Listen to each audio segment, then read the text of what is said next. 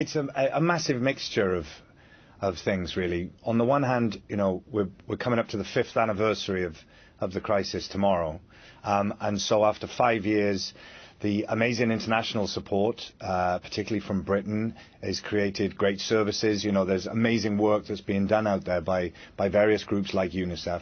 But on the other hand, after 5 years, all these people, these families, it's getting harder and harder for them in other ways. So we're starting to see the emergence of a lot more child labour.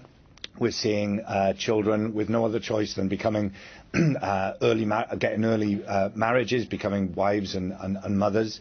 And the most important thing, I think, especially now that there are talks happening, hopefully, we really pray that there's the opportunity eventually for these people, these families, to go back into Syria. The one thing that I heard from them, from every single person I spoke to, was that what they wanted most was to go home, to go back to Syria. And what we want is for this generation of children who are in danger of becoming a lost generation, for them to be able to go back and rebuild their country, having had an education, having had protection from violence, abuse and exploitation. So the work that's being done there is incredible, and the spirit of the children that I met. But at the same time, we have to keep up the support to make sure that they get the education and the protection they deserve. Michael, you mentioned families that you met with and talked to while you were there, but more than 15,000 unaccompanied and separated children have crossed Syria's borders and are now in countries like Jordan and Lebanon. What's happening to them? How are they being looked after by an organisation like UNICEF? Because presumably, if they haven't got a family, they are on their own. So what's their situation like? Well, if they're able to come into the camps or the informal settlements in Lebanon, then they get the amazing support of the people who are working there, whether they're Syrians themselves or in the case of Lebanon, the local Lebanese people. What has to be done is whatever happens, it has to be in the child's best interest. So we're trying to find they're trying to find ways to reunite them with their family if they've become separated, if that's in their best interests. And for children who are not in the camps or maybe on the migration routes through Europe, then UNICEF, along with UNHCR and the Red Cross, have set up family support hubs. They're called Blue Dots along the most travelled migration routes, which provide services, counselling, protection, child-friendly spaces. And these child-friendly spaces, both in the camps and in the settlements, are incredible. The most incredible work is going on there. I've met all kinds of children, from very young ages, little 4-year-olds up to teenagers. They get an informal education there, because if they've been out of the education system for more than 3 years, it's very difficult for them to get back in. And so the informal education they get in these spaces allows them to re-enter the education system. They're getting counselling, psychosocial support, because these children are traumatised from fleeing their own country and then having to deal with all kinds of other things as well. So charities like UNICEF are doing a lot of the hard work to help these children and families. Do you think the UK could be doing more? Migration, the refugee crisis, very much a hot topic at the moment, especially as we go into the EU referendum. What would your message to the Prime Minister David Cameron be? Well, I think Britain has been incredibly generous and incredibly supportive when it comes to the work that's going on out there in the camps and the settlements.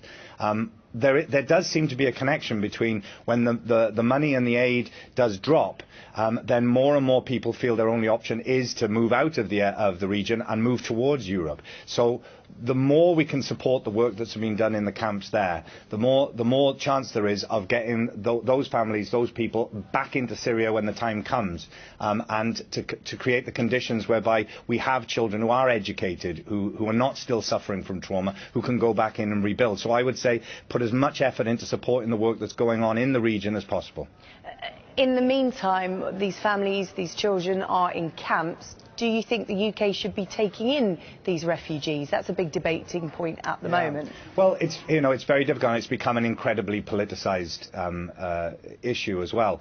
I mean, one way of looking at it is that the host countries in the region, the surrounding countries that are receiving so many refugees, a country like the Lebanon, if Britain was to take as many people as the Lebanon is in terms of its equivalent population, then because 1 in 5 people in the Lebanon are Syrian, we would be taking 13 million.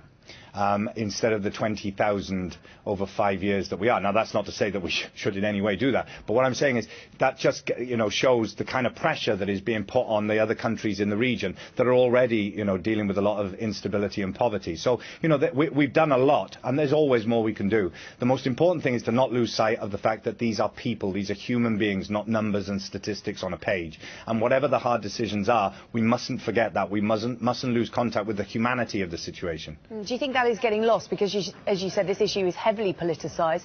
We've just seen in Germany the backlash against Angela Merkel, who effectively had an open door policy for refugees. We saw scenes of the German people applauding refugees arriving in the country, cheering.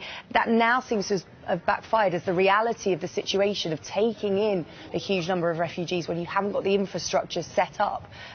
What do you make of that?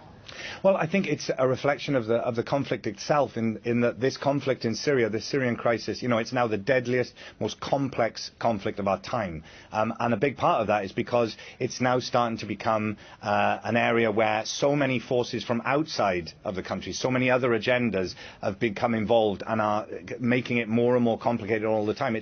It's always the average, the normal person, the average family that suffers because of it, when you've got proxy wars going on, you've got ancient sectarian divisions that are being exploited by outside forces. And it's the same with the political issue. It's becoming used now. We can see it in America, we can see it in Germany, we can see it in Britain, that the issue is becoming used for politics, for political infighting, and the danger is that we lose sight of the actual humanitarian cost of this. That's the thing, breaking through all that political noise, Michael. As we said, you've been there and seen it firsthand. What can people watching at home do? Well, I think try and get as much information as possible. Find out what's going on. Don't lose sight of the actual people at the heart of this. Support the work that's going on in the camps, in the informal settlements. Because when the moment comes, if and when we do manage to get an opportunity for the Syrians to be able to go back to their country, which is what they want, everyone I spoke to, that's what they said, then we want that generation, instead of being a lost generation, an uneducated generation, a traumatized generation, we want them to be able to rebuild their country as confident young Syrians. The people I met, these extraordinary young girls that I met in the camps, a girl like Omaima, who's now 13, campaigning with other girls to get an education, against child marriage, a girl like Asmahan, who was married off at 13, and after 9 months of abuse and violence was able to get a divorce because of her family, and now spends her time trying to convince other young girls against the dangers of child marriage. This is the new generation. This is the kind of confidence and empowerment that we want to see with this generation as they go back into Syria in order to create stability in that area. So we want to do everything we can to support that.